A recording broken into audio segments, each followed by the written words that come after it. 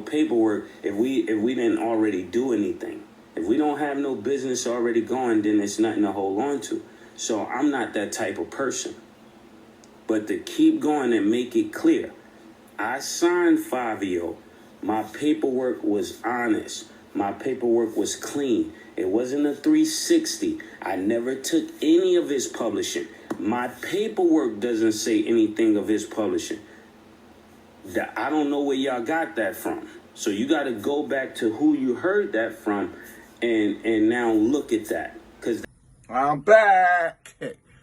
Not in my house with your brother Van Silk. Woo, I'm glad to get back because that New York kill was killing me, man.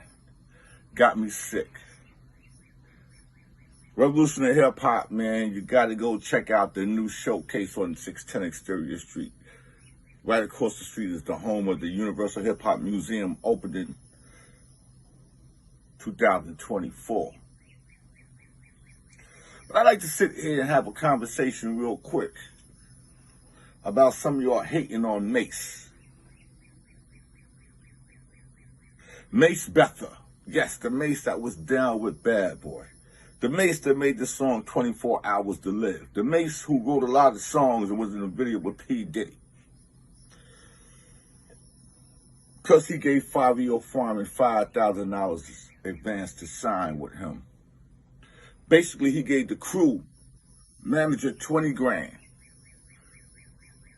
Mase took the 20 out of his pocket. Gave it to a bunch of kids that nobody never heard of. Because he felt them.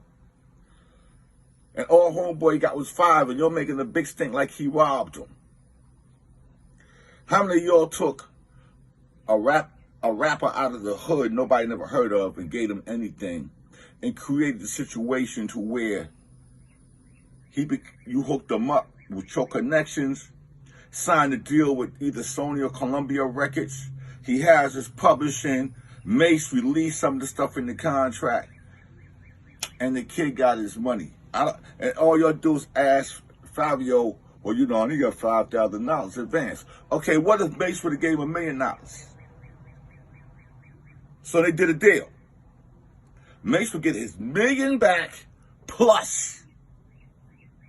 But being the fact he only gave him 5, and they grind, and the kid worked, Fivio worked and became doing songs and on the road and doing things, it was less money to recoup.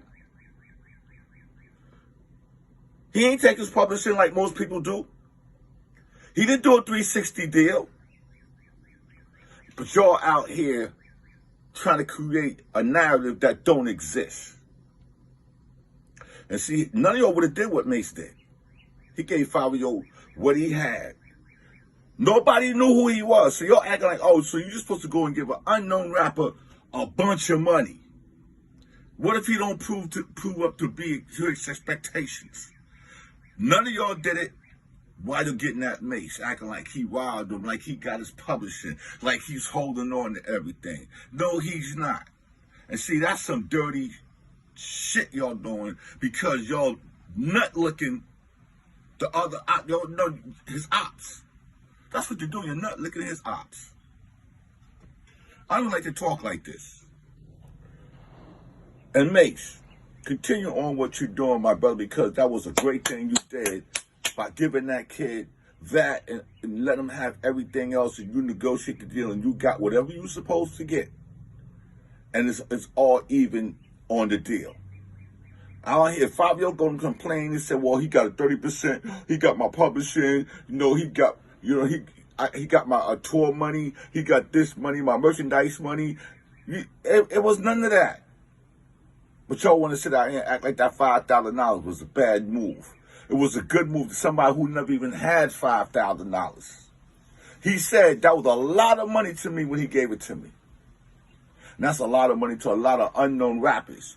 And when y'all get that money that you never had, spend it wisely. Because that was the best thing that could have happened to Fivio. You got 5,000 instead of 50,000. Because if you'd have got 50, you might not have grinded as hard. This your brother, Van Silk, not in my house. Yo, Mase. Got your money. Peace out.